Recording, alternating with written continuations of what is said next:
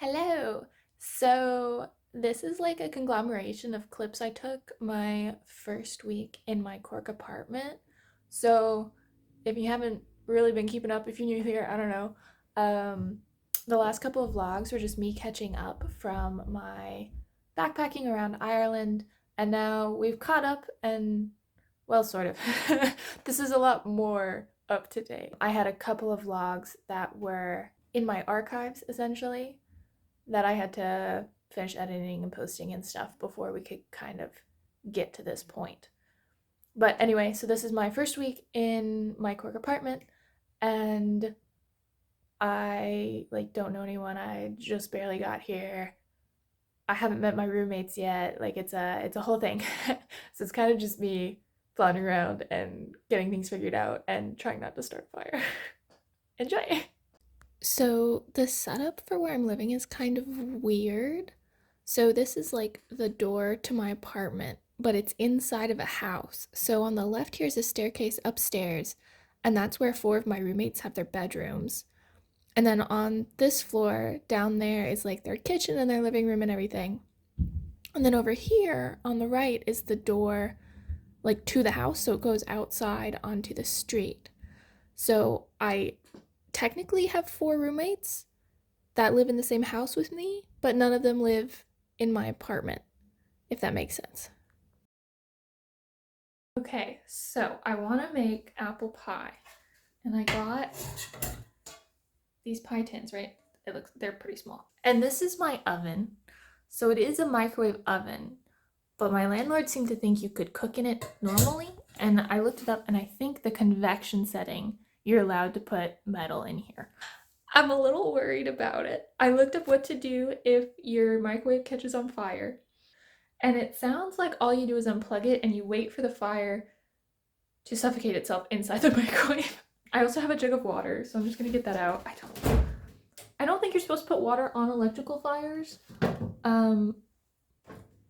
but so my plan is I'm gonna just put the tin in without the pie and watch it like a hawk for like 5-10 minutes. If there's no sparking, there's no sounds, there's no fire, then I'm gonna assume it's safe, and then I can go ahead and make the pies. I don't want to make the pies and then not be able to bake them, you know? So that's what we're gonna do. All right. All right. So we have this. Oh my god. This just feels like a horrible idea. Okay.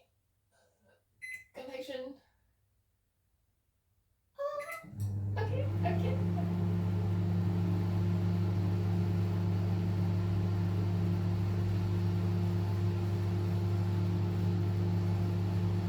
Okay, it seems fine so far. Probably shouldn't have my face right next to it. Oh, it's stopping. Why is it stopping?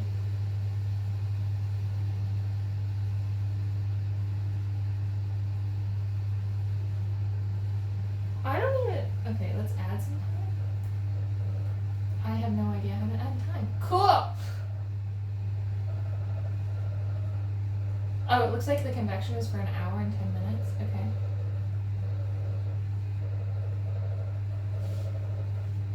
This seems maybe okay. I'm just like, why didn't we have like a toaster oven? Like that you can put metal in. This just seems like it's playing with fire, literally. I think if we get to the point where the water is boiling and there's no sparking, then I think we're safe. God. Maybe I should have put something flammable in there. Like flammable being like flour.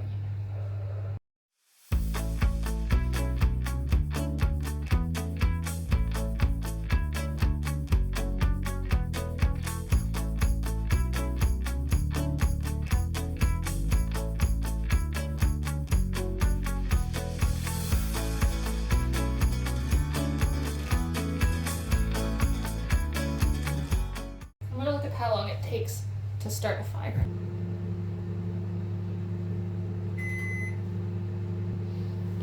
Okay, so it didn't spark. I have no idea why the convection setting would mean you can put metal in there, because I think the only thing that's different is that there's a fan going. but it seems okay. So I'm gonna go ahead and make some apple pies. So here's the first pie. It's pretty brown, but it was literally only in the like microwave oven thing for 20 minutes. So I'm kind of worried it's not cooked. I didn't have any foil to put over the top to like prevent the browning, so I don't really know. I think my new plan, so I have the other one cooking, and I think my new plan is to cut into this one and eat some of it and make sure it's actually cooked, and then I'll give them this one. I was originally making two because I was thinking maybe there were two rooms or something, but I think they all share the kitchen. So I'm like, well, maybe if they're down in the kitchen and I hear them like making noise, making dinner, whatever, then I can go in and introduce myself. I don't know if it'll happen tonight. I mean, I can try, but if nobody's there, I might have to wait till tomorrow. But that's fine. I mean, the pies are hot right now anyway. I have to let them cool off a bit. So, all right, let's try this pie. Yikes, what? Where did all the goo come from? Oh my god. Also, this is so not cooked. Like, that little bit right there is supposed to be cooked crust. But I'm not sure what to do. I mean, I can let it get a little more brown, I guess, but much more brown and it's gonna start burning. I wish I had foil. The whole lake is frozen. That's crazy.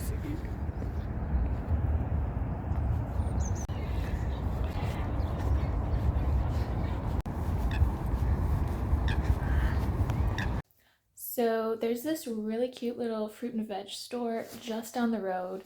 It's like one of those family owned ones, and the reviews were kind of insanely good. I was like, how do people love fruit and vegetables this much? But I was gonna go there and get some fruit and vegetables and hope it was as good as people were saying.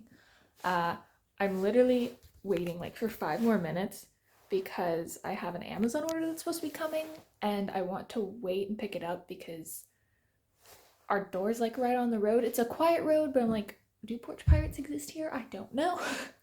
So I was hoping I could be here when they drop it off so I can grab it, be done, not have to worry about it, and then go to the fruit and veg store. And then later today, my landlord is theoretically bringing the freezer for that. Landlord, and apparently there's somebody who has to install it. I was like, I thought you just plugged it in, but okay, like whatever. So I'm hoping I can not be here for that. But he was thinking they'd be here in the morning, and it is now past morning, so I don't know. So I just got back, and my freezer was here. Well, it was actually out in the hallway, and so Pat and I put it in. But I'm excited. It's all new. I feel so fancy. Look at that. All clean. Wow. Unlike my fridge, which has little broken bits and such. I mean, it works, but I feel so fancy that I have a new one. And I got all this from Conn's fruit and veggie store. It was actually a lot cheaper than going to the regular grocery stores, which is why I went. And the quality was supposed to be better. But like for all of that, it was $9.70, which sounds like a lot, and to be fair, it is. But if I went to Tesco, just this and the mangoes alone would have been $9.70. So found a good store, guys. Okay, so because I'm accident prone, I don't know. I've got water stuck in my ear. It's been here since before I got to Ireland. So I'm gonna make one of those, half vinegar, half rubbing alcohol things and pour it in the ear and hopefully break the water tension and then be good to go. But I couldn't find normal white vinegar, so I have distilled malt vinegar. And then rubbing alcohol is one of those things that inexplicably does not appear to exist in Ireland. When I asked a pharmacist about it, she was like, no, we don't have that. I was like, do you know where I could go to get it? She's like, no idea. I was like, great, thank you. So what I'm doing instead is using hand sanitizer, because this one is like 62% the ethyl alcohol, which is rubbing alcohol. So, and I don't think there's anything else in here from the look at the ingredient list that'll hurt my ear. So we're gonna mix it up and then put it in my ear. Alright. So we're gonna do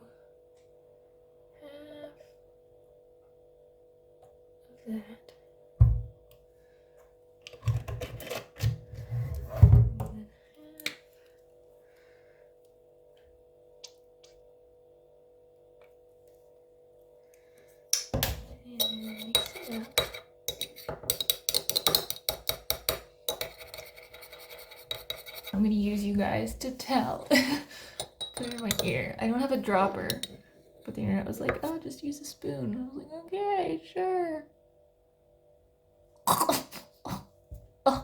Oh, it stings. Oh, God. Oh, I think that might have done it, though.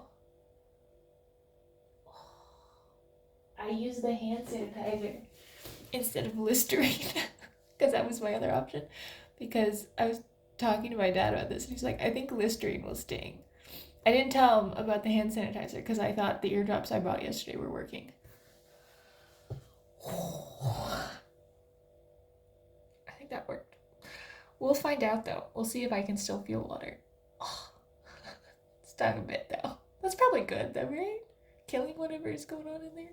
Thank you for joining me on Anne's Medical Adventures in Ireland.